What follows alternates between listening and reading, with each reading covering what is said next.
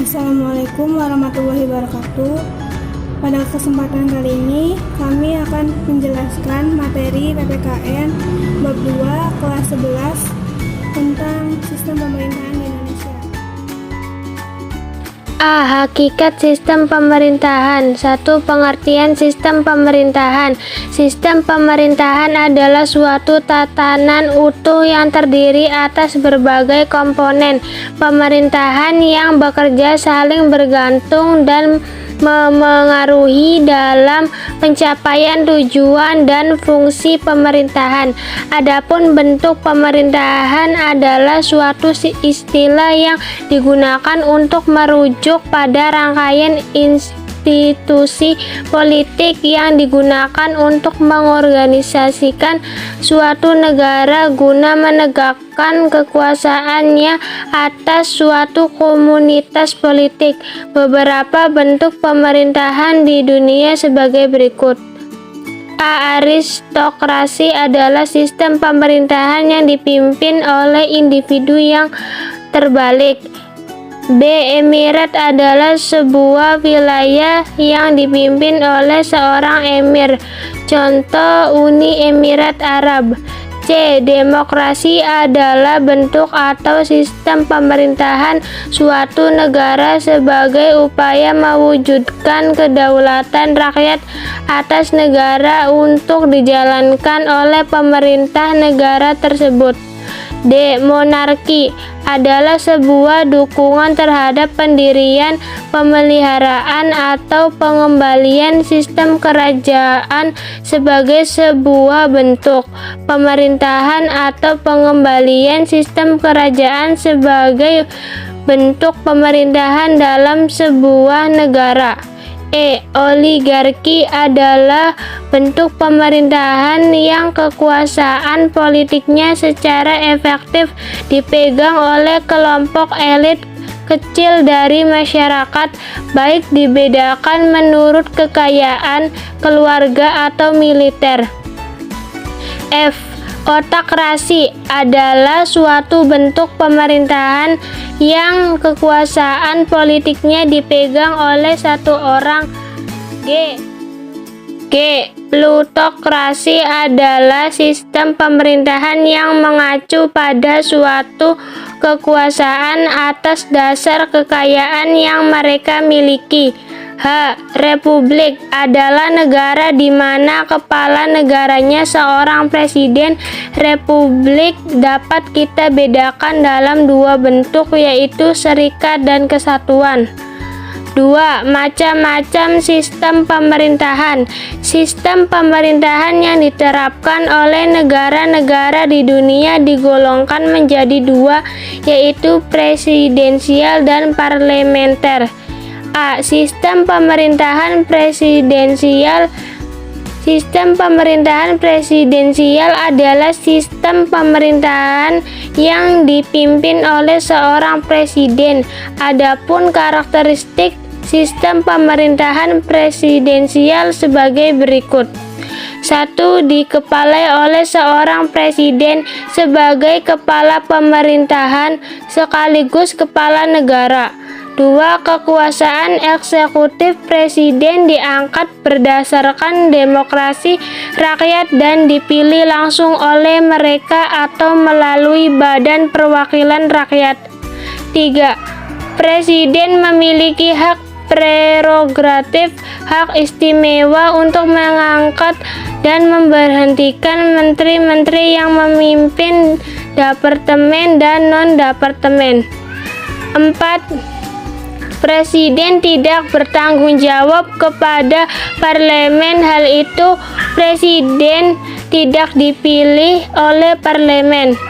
5. Presiden tidak dapat membubarkan parlemen seperti dalam sistem parlementer.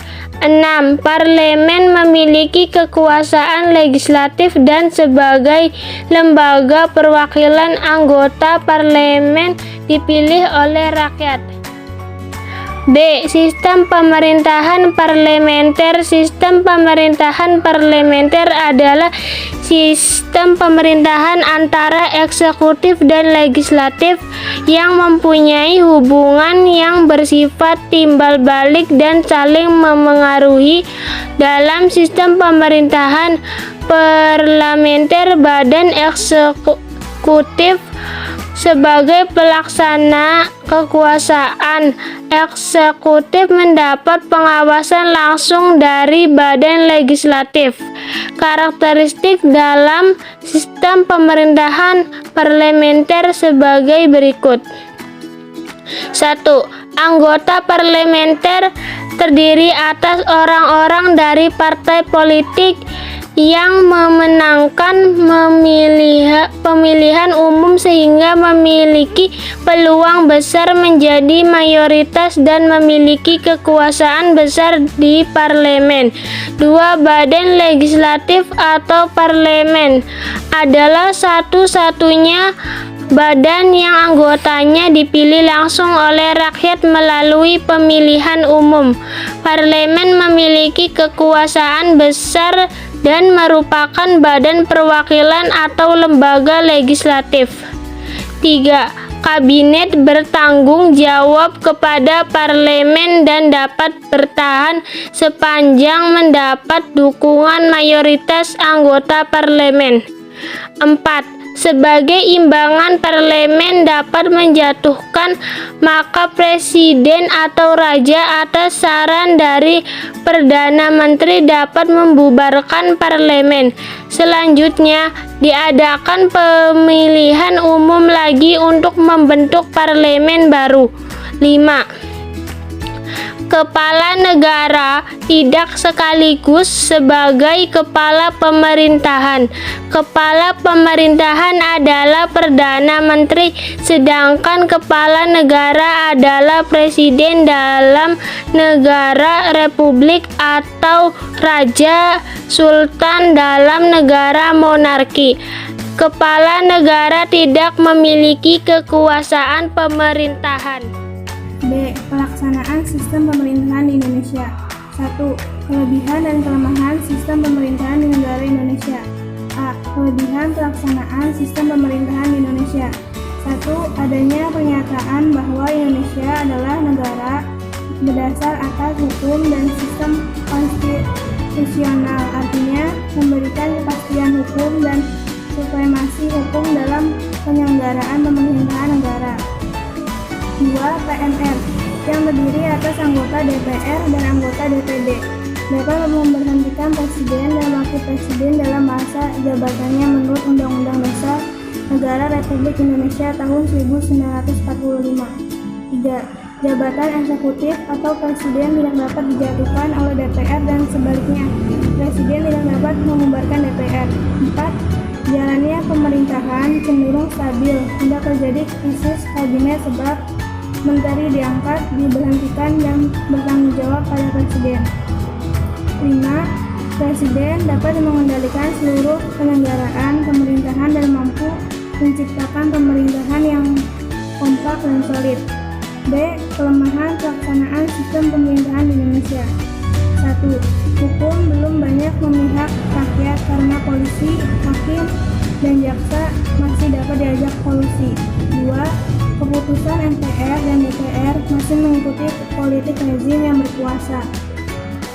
3. Pengawasan rakyat terhadap pemerintahan lemah, sehingga eksekutif lebih dominan daripada legislatif. 4.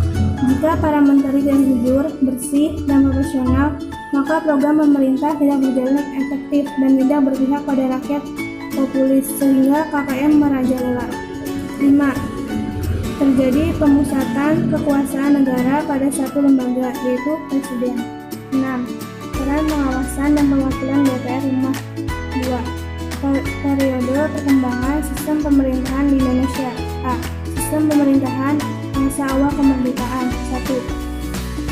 Periode 18 Agustus 1945 sampai 14 November 1945.